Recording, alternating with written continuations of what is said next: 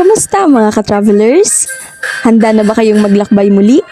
Ako ang inyong host, Maybelline, at welcome sa aking travel history vlog. Sa episode na ito ay makakasama natin ng mga naggagandahang kandidata ng mutya ng bayang tanyag sa buong bansa dahil sa kanilang taunang pistang Kalabaw o Carabao Festival na ginaganap tuwing ika-14 at ika-15 ng Mayo bilang parangal sa patron ng bayan San Isidro, Labrador. Kilala sa kakaibang tradisyon kung saan pinagluluhod ang mga kalabaw sa harap ng simbahan bilang pasasalamat sa masaganang ani. Matatagpuan sa gitnang bahagi ng Bulacan sa rehiyon ng Gitnang Luzon sa Pilipinas.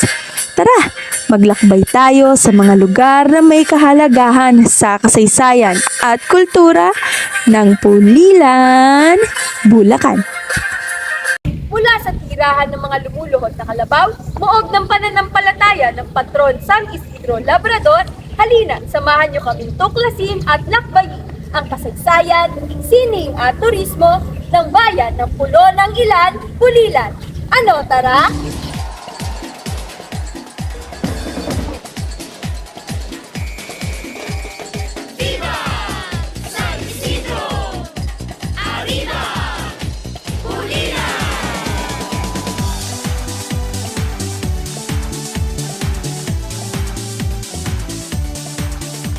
Pulilan bayang pinagpala.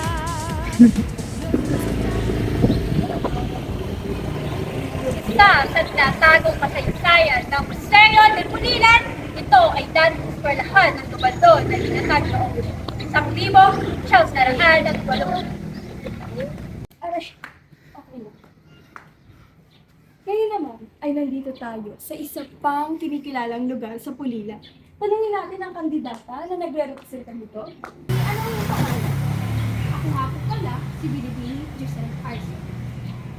At ano naman ang nire-representa ng iyong lugar? Halika't ating lakbayin ang tinatagong kwento at ganda ng makasaysayang Museo de Pulilan. Pinakilala ni Binibining Josel Arceo, ito ang matatanaw sa labas ng museo, kung saan makikita ang buong silid at anyo na hangos sa nakaraan. Dito mababasa ang kasaysayan na naging bahagi ng bayan kaugnay ng Pulilan Gabaldon at Eskwelahang Gabaldon ng Pulilan. Ito ang unang makikita sa pagpasok ng museo, kung saan makikilala ang iba't ibang taong naging bahagi ng kasaysayan at ang mga parangal na nakamit ng Pulilan. Dito rin masisilayan ang iba't ibang dibuho ng mga kilalang pintor mula sa bayan ng Pulilan. Bilang pagdiriwang sa pista ng mga lumuluhod na kalabaw, makikita rito ang iba't ibang makukulay na obra ng mga ulo ng kalabaw. Bilang bahagi ng pagdiriwang ng San Isidro Labrador, makikita rin dito ang ani ng mandala. Halika't kami samahan pa sa paglibot sa makasaysayang pinagmulan at tinatagong kwento ng Museo de Pulilan. Sa museyong ito nakalagak ang mga mahalagang bahagi, mga kaganapan sa bayan ng Pulilan. Dati itong Eskwelahang Gabaldon ng Pulilan, isang paaralang ipinatayo noong 1908 sa ilalim ng Gabaldon Act No. 1801 at idinisenyo sa estilong Neoclassical Revival ng arkitektong si William Parsons. Ito rin ang kauna-unahang paaralang primarya sa bayan ng Pulilan noong panahon ng mga Amerikano. Napag-alaman ko rin na ang gusali ay muling isinagawa at binuksan sa publiko noong Mayo 25 sa taong 2013. Ito ngayon ay nagsisilbi bilang Municipal Trial Court at Museo de Pulilan at pambayang tanggapan ng turismo. Isang patunay na ang kasaysayan ay patuloy na buhay at ginagamit sa ating kasalukuyan. Tunay ngang mayaman sa kasaysayan at pagkakakilanlan ang bayan ng Pulilan, Bulacan. Masagana ang ani at ang kalikasan para sa sambayanan. Tayong lahat sama-sama. Halina't pagmasdan at alamin ang makasaysayang bahay na bato na dito matatagpuan sa heart of poblasyon, ang Bahay na Puti. Masagana ang ani at ang kalikasan para sa sambayanan. Game na ba? O sige. Ngayon naman ay nandito tayo sa isang makasaysayang heritage house ng mga Elizalde. Isa ito sa mga pinakilala ng ating kandidata. Kilalanin natin siya. Anong iyong pangalan? Ako nga pala si Marjorie Haas. At maaari mo bang ipakilala sa amin ang iyong inirepresentang lugar? Dalawin naman natin ang bahay na puti, ipinakilala ni Binibining Marjorie C. Haas. Ang bahay na ito ay itinayo noong ika-19 na siglo. Sinasabing ito ay pag-aari ng isang kilalang pamilyang Spanish mestizo, ang mga Elizalde. Ang disenyo nito ay isang klasikong halimbawa ng vernacular architecture sa Pilipinas, na kilala sa paggamit ng matitibay na kahoy at malalawak na bintanang kapiz. Bago ito naging isang purong pribadong tahanan, nagsilbi rin ang bahay na puti bilang isang elementaryang paaralan at ayon sa mga lokal na record, ginamit ang mga silid nito para sa formal na edukasyon ng mga kabataan. Pagpasok sa loob ay bubungad ang malaking litrato na kinikilalang ang mag-asawang Elizalde. Kasama nito ang mga larawan ng kanilang mga angkan. Makikita ang mga naiwang kagamitan na pinangangalagaan ng kanilang mga natitirang salinlahi.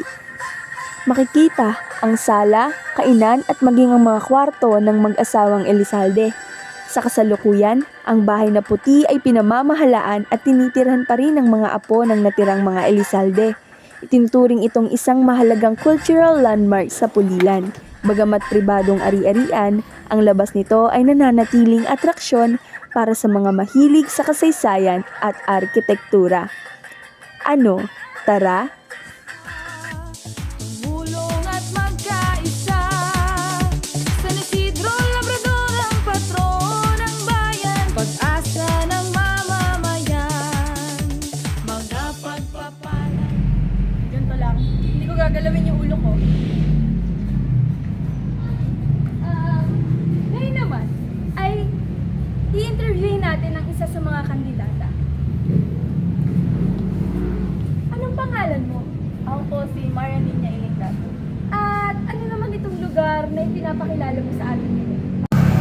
Halina sa San Isidro Labrador Parish Church, makasaysayang puso ng Carabao Festival kung saan lumuluhod ang mga kalabaw upang pasasalamat kay San Isidro Labrador. Sa puso ng Pulilan, Bulacan, matatagpuan ang isang simbahan na nagsilbing saksi sa mahabang kasaysayan at matibay na pananampalataya ng mga mamamayan, ang San Isidro Labrador Parish Church. Pinakilala ni Binibining Maria Nina Elaine Datu, sa loob ng maraming taon, ang simbahan na ito ay naging mahalagang bahagi ng buhay at kultura ng komunidad. Tinatagang parokya noong 1700s habang ang kasalukuyang gusali ng simbahan ay itinayo noong 1800s.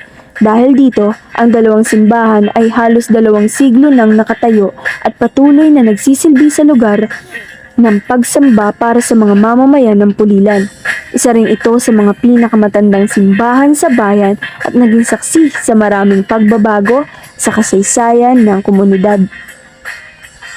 Sa paglipas ng panahon, nakaranas ang simbahan ng isang lindol at pagkasira. Gayunpaman, ito ay muling naitayo at napanatili ng mga mamamayan. Pinakilala nito hindi lamang ang tibay ng istruktura ng simbahan, kundi pati na rin ang matibay na pananampalataya at dedikasyon ng komunidad sa pagpapanatili ng kanilang pamanang panrelihiyon. Ang simbahan ay nakapangalan kay San Isidro Labrador, na kilala bilang patron ng mga magsasaka. Binigay, mga landas namin, ikaw ang gabay, tayo'y magsaya. Talaga nga namang nakakabilib ang mga lugar dito sa Pulilan. Kasi naman tayo ngayon? Ngayon, tayo ay nasa libingang katoliko ng Pulilan. Libingang Katoliko. At ano naman ang pinakakasaysayang pinagmamalaki mo dito ating kandidata? Mga buhay! Halina tunghayan natin ang kasaysayan ng libingang katoliko sa Pulilan.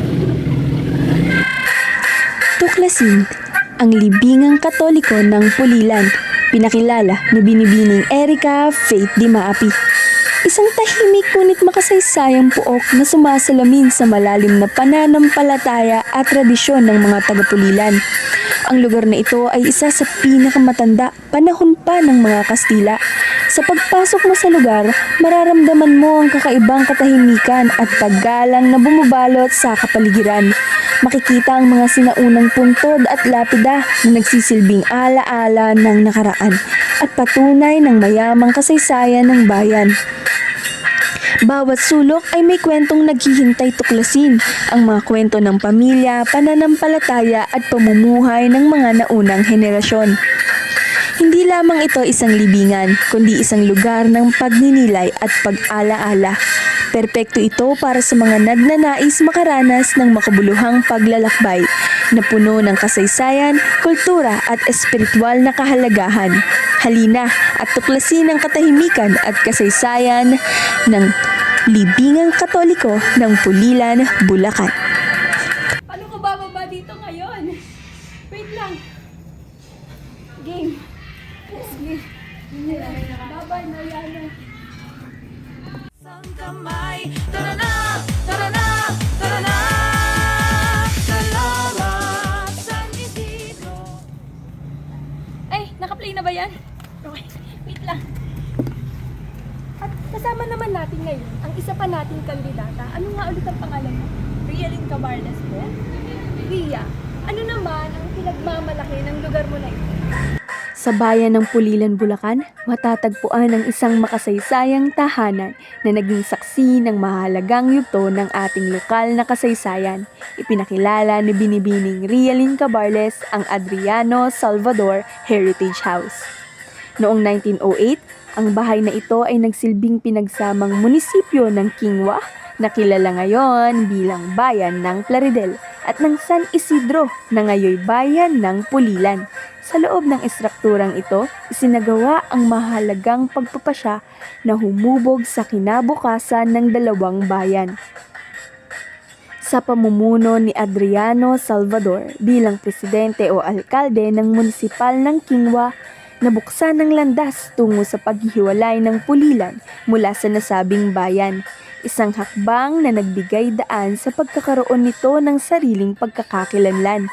Pagsapit ng taong 1909, sa pangunguna ni Eugenio Tiangco, tuluyan nang naitatag ang Pulilan bilang isang ganap na bayan, isang patunay sa determinasyon at kolektibong mithiin ng mga mamamayan nito. Biyaya na binigay mo sa dasal at dalangin na pinagkaloob mo, purihin ang Panginoon. San Isidro. Malugod kong ipinapakilala ang bisita ng mahal na Birhen ng Biglang Awa. Samahan natin si Binibining Jessa o Leonardo. Ililibot niya tayo sa bisita ng Birhen ng Biglang Awa. Halina at samahan ninyo akong tuklasin ang isa sa mga pinakakilalang pook debosyon dito sa Pulilan, Bulacan, ang mahal na Birhen ng Biglang Awa. Sa paglipas ng maraming taon, nananatili itong buhay na simbolo ng pananampalataya, pag-asa at debosyon ng mga taong patuloy na lumalapit at nananalig sa mahal na Birhen. Tuwing pista, mas lalong nabubuhay ang lugar dahil sa pagdagsa ng mga deboto at mga bisitang nais masaksihan ang kakaibang ganda at sigla ng pagdiriwang. Tampok rito ang sikat na larawan ng Birhen ng Biglang Awa. Sa pagpasok at paglibot sa paligid, hindi lamang taimtim na panalangin ang sasalubong sa atin, kundi pati ang makulay na tanawin ng pistang puno ng buhay at galak. At sa wakas, natapos na ang ating paglalakbay sa makasaysayang lugar sa Pulilan, Bulacan. Sana ay nasiyahan kayo sa paglibot kasama ang mga magagandang kandidata ng mutya ng Pulilan. Kaya't ano pang hinihintay ninyo? Dalawin na ang Pulilan, Bulacan. Tuklasin ang mga kwento sa likod ng mga lumang gusali, tikman ng masarap na mga pagkain at maranasan ng mainit na pagtanggap ng mga Pulilenyo. Mabuhay ang Pulilan, Bulacan. Mabuhay ang kultura at kasaysayan ng ating bayan. Salamat sa pagsama sa aking travel history vlog. Hanggang sa susunod na episode, mga ka-travelers. Ngayon ay inyo nang natunghayan ang yaman at ganda ng bayan ng Pulo ng Ilan, Pulilan!